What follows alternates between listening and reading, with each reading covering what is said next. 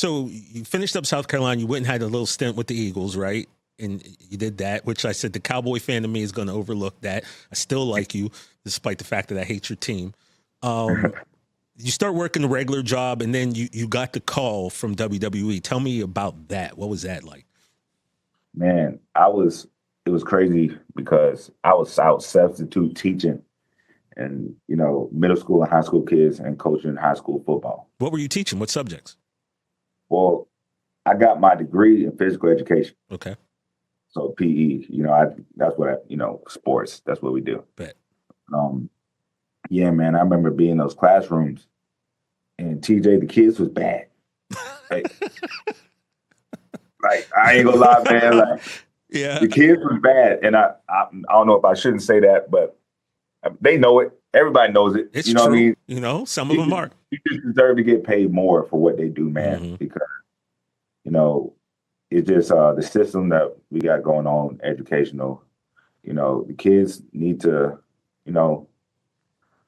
yeah, man. It was a tough situation, and I'll say it like this: it was at a point in my life where I had already went to a WWE tryout one, and they told me, "Hey, if you're serious about this, go get some training, go to the Indies, and we'll bring you back for another tryout."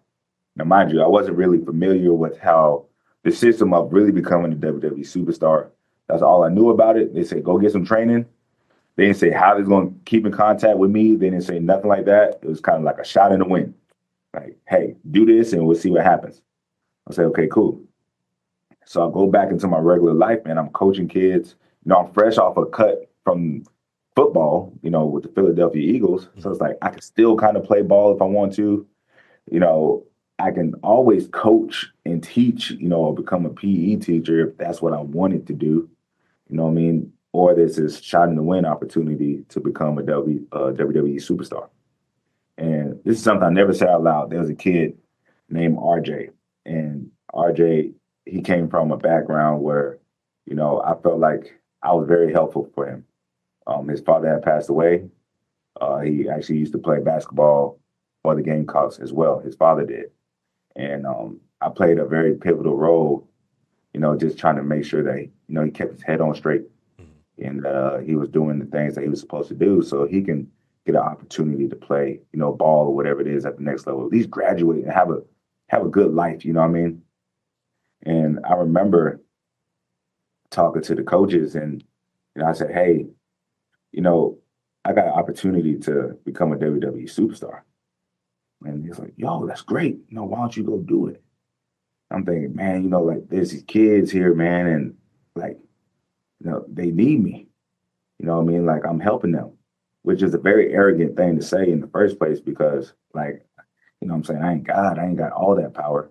But I did feel like, I was helpful enough to their lives where, maybe I could help them make a difference. And the coach pulled me to the side and said, "Hey,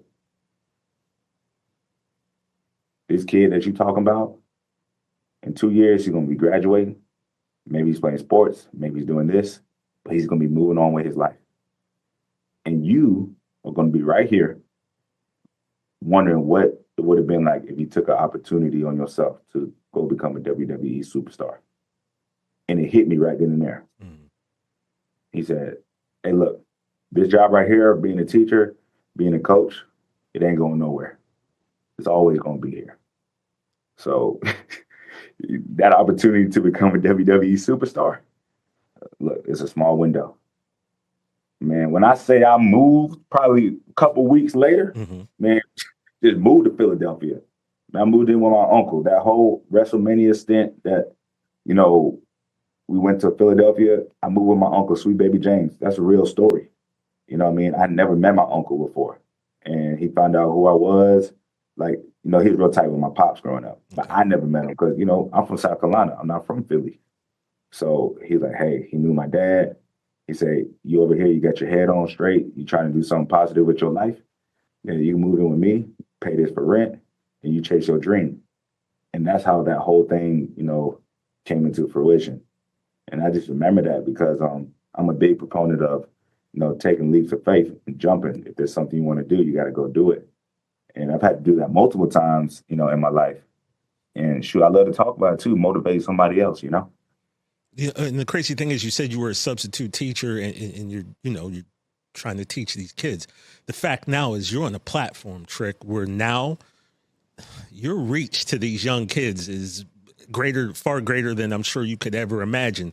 And over the next, decade or so, as your career continues to grow and evolve, you're going to continue to just, be that role model to a lot of kids that look like you, that don't look like you, that are in the same situation, who are just fans. So the fact is, you're still having that chance to affect children and help change their lives in a bigger scheme now because of what you're doing with the WWE. Man, I appreciate that.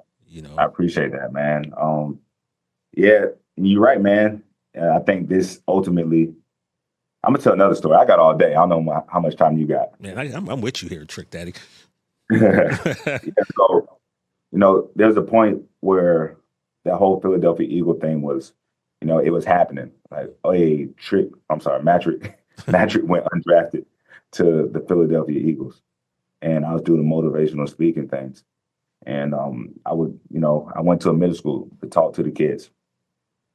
Now, I didn't know it was going to be the full student body of a whole middle school, Okay. right there in Columbia, South Carolina. But, man, I went up there and, I was talking. I lie to you not, you would have thought I was the president of the United States. Like, not a pen would drop. And this is middle school. And you know how middle school kids are. They full of energy, rowdy. Going crazy. It gets rowdy. But it's because I was presented as Trick Williams, the Philadelphia Eagle, and I just saw the power that came with that. Like, hey, these kids, they listen because you're doing something that they perceive to be cool at life. And the respect they showed me was amazing. Mind you, I get cut from the Philadelphia Eagles, come back to work the same school or a similar school right there in the same area, and I can't get the kids quiet to take the role.